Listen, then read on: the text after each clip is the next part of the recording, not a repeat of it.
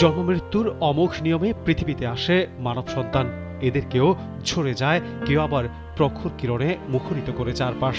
পরশে প্রাণের স্পন্দন আসে জীবনে, তেমনি একজন আনিসুল হক।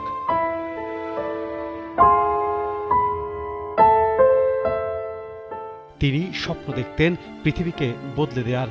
জন্মমৃত্যুর ছকের ধরাবাঁধা নিয়মে আনিসুল হক প্রয়াত হলেও তার দেখানো স্বপ্নকে বাঁচিয়ে রাখতে তারই উত্তরসূরিরা 2018 সালের 1 মার্চ গড়ে তোলে আনিসুল হক ফাউন্ডেশন। এই ফাউন্ডেশনের একজন উপকারভোগী মোহাম্মদ ইয়াসিন। বৃত্তি পেয়েছেন উচ্চশিক্ষা গ্রহণের জন্য। ইয়াসিনের মতো রয়েছেন আরও অনেকে। আমি আনিসুল হক ফাউন্ডেশন থেকে বৃত্তিটা পেয়ে আমার লাইফের পড়াশোনার আমার অনেক একটা ধাপ আমি পেরিয়ে গেছি। আমার পড়াশোনাটা আমি কমপ্লিট করতে পেরেছি। আমার আশা যে আমি চাই যেন এই ফাউন্ডেশনে আরও মেধাবী ছাত্ররা যারা টাকার জন্য পড়াশোনা করতে পারে না, তারাও এটাতে অ্যাপ্লাই করুক, তারাও যেন তাদের ভবিষ্যৎ উজ্জ্বল করতে পারুক, এটাই আমার কামনা। আনিসুল হক ফাউন্ডেশন যেভাবে মেধাবী শিক্ষার্থীদেরকে সাপোর্ট দিয়ে যাচ্ছে, এভাবে যদি সঠিক বাছাই বিচারে আমাদের পাশে যাদের প্রয়োজন তাদের পাশে এভাবে থেকে যায়, দেশের উন্নয়নে এবং শিক্ষার উন্নয়নে আমি মনে করি এর অবদান অনস্বীকার্য হবে। আমি জানি মেধাবী শিক্ষার্থীদের থেমে থাকতে হয় না, কারণ আনিসুল হক ফাউন্ডেশন মেধাবীদের সাথেই থাকে এবং আছে। শুধু শিক্ষা নয়, আনিসুল হক কোহর্টের মাধ্যমে নারী উদ্যোক্তাদের উন্নয়নেও অনন্য ভূমিকা পালন করে যাচ্ছে এই ফাউন্ডেশন। প্রায় 1000-এর কাছাকাছি নারীকে প্রশিক্ষণ সহ বিভিন্ন সহযোগিতা দিয়ে উদ্যোক্তা তৈরিতে ভূমিকা রেখেছে এই ফাউন্ডেশন। এমন একজন উদ্যোক্তা তাহমিনা আক্তার। তার মতো রয়েছেন আরও অনেকে। কোহর্টের আন্ডারে গিয়েছিলাম আনিসুল হক কোহর্টে। তো কোহর্টে মূলত আমি 2টা স্বপ্ন নিয়ে গিয়েছিলাম। এক হচ্ছে আমি রুবানা হক ম্যামকে আমি আমার মেন্টর হিসেবে পাবো, এবং দ্বিতীয়টা ছিল আমার এক্সপোর্ট, যে আমার যে যাত্রাটা, আমরা যারা ম্যানুফ্যাকচারার আছি এবং আমাদের স্বপ্নই হচ্ছে আমরা এক্সপোর্ট করব। এবং লেদার ম্যানুফ্যাকচারাররা এই স্বপ্ন নিয়েই আসলে আমি জানি যে সবাই যাত্রা শুরু করে, যে কিভাবে দেশের বাইরে আমাদের দেশীয় ঐতিহ্যটা, লেদার শিল্প, যে চামড়া শিল্পটাকে আমরা পৌঁছে দিতে পারি, কিভাবে উন্নত গুণগত মানের চামড়া যেটা আছে আমরা কিভাবে দেশের বাইরে বায়ার সার্চ করে আমরা পৌঁছে দিতে পারি। তো আমার 3-4টা এক্সপোর্ট হয়েছে করোনার আগে। কোহর্টে যখন এসেছি, এই যে আমার 1 পা 2 পা করে সামনের দিকে এগিয়ে যাওয়ার পথটা, এই এবং সহযোগিতা করাটা, এই দীর্ঘ টাইম ধরে সহযোগিতাটা আসলে হয় না। কোর্সের পরে কি হয়, ছেড়ে দেয়। যে কোর্স হয়েছে এরপরে সেশন আসবে, ছেড়ে দেওয়া। এখানে কিন্তু সেই ছেড়ে দেওয়াটা নাই।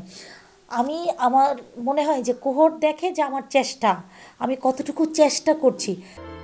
বৃক্ষের ছায়াতলে পথিক যেমন একটু জিরিয়ে নিয়ে ক্লান্তি দূর করে, তেমনি শহরকে বাসযোগ্য রাখতে সবুজায়নের গুরুত্ব অনুধাবন করতেন প্রয়াত নগর পিতা। তাই শিক্ষা, নারী জাগরণের পাশাপাশি শহরকে বাসযোগ্য করে তুলতে আনিসুল হক সবসময় চাইতেন নগরের সবুজায়ন। তার সেই স্বপ্নকে বাস্তবে রূপ দিতে ফাউন্ডেশনও কাজ করে যাচ্ছেন বৃক্ষরোপণ ও ভ্রাম্যমাণ গাছের ডাক্তারের উদ্যোগে সহযোগিতার মাধ্যমে। সবুজ নিয়ে যে কাজগুলো হয়েছে, বিশেষ করে সবুজ ঢাকার যে উদ্যোগ, সেখানে এই যে এখন আমরা ছাদ বাগানের ক্ষেত্রে যে ট্যাক্স রিবেটটা পাচ্ছি, এটি তারই কিন্তু চিন্তার ফসল। পরবর্তী মেয়র এটিকে বাস্তবায়ন করেছেন, কিন্তু এই ধারণাটিকে আসলে তিনি প্রথম সামনে এনেছিলেন এবং সেটির বাস্তবায়নের তিনি উদ্যোগী হয়েছিলেন। একইভাবে ভ্রাম্যমাণ বৃক্ষ ক্লিনিকের যে কনসেপ্টটি, যে মানুষের দোরগোড়ায় গাছ ও গাছের সেবা পৌঁছানো, যারা শহরবাসী, যারা চেষ্টা করছেন সবুজের জন্য, যারা মনে করছেন যে শহরটিকে সবুজ করতে তারাও সঙ্গী হতে পারেন, মেয়রের স্বপ্নকে তারাও বাস্তবায়ন করতে পারেন, তিনি কিন্তু শুধুমাত্র স্বপ্ন দেখিয়ে ক্ষান্ত হননি, মানুষের দোরগোড়ায় সেই সেবাটুকুও তিনি কিন্তু পৌঁছাতে উদ্যোগী হয়েছিলেন। শিশু ও বিশেষ চাহিদা সম্পন্ন শিশুদের বিকাশে অনন্য ভূমিকা রাখছেন আনিসুল হক ফাউন্ডেশন। জাগো ফাউন্ডেশনে ছিন্নমূল শিশুদের সহযোগিতা রাখছেন অবদান। উনি মানুষ হিসেবে যত বড় ছিল, উনি কিন্তু একদিনও চিন্তা করেন যে উনি আমাদের সাথে রাস্তায় নেমে ফুল বিক্রি করছিল আমাদের এই ফাউন্ডেশনের জন্য টাকা তুলতে। এবং তখন কিন্তু মানুষ অনেকেই যারা আমাদেরকে চিনতো না, তারা চিনতে পেরেছে হচ্ছে গিয়ে আনিস আঙ্কেলের এই উদ্যোগটার কারণে। উনি ওনার জায়গা থেকে যেগুলা করে দিয়ে গেছে, আজকে হয়তো বা উনি নেই, বাট ওনার ওই কথাগুলা, ওনার ওই স্মৃতি আমাদেরকে অনুপ্রেরণা দেয় আগামীতে কাজ করার জন্য। তো আমরা চাই ওনার ওই ভালোবাসায় যেন আমরা আগামীতেও কাজ করে যেতে পারি। ফাউন্ডেশনের উদ্যোক্তারা বলছেন, এসডিজিতে প্রত্যক্ষ ও পরোক্ষ অবদান রাখতে আনিসুল হক ফাউন্ডেশন মূলত 4টি বিশেষ ক্ষেত্রকে গুরুত্ব দিয়ে কাজ করে যাচ্ছে।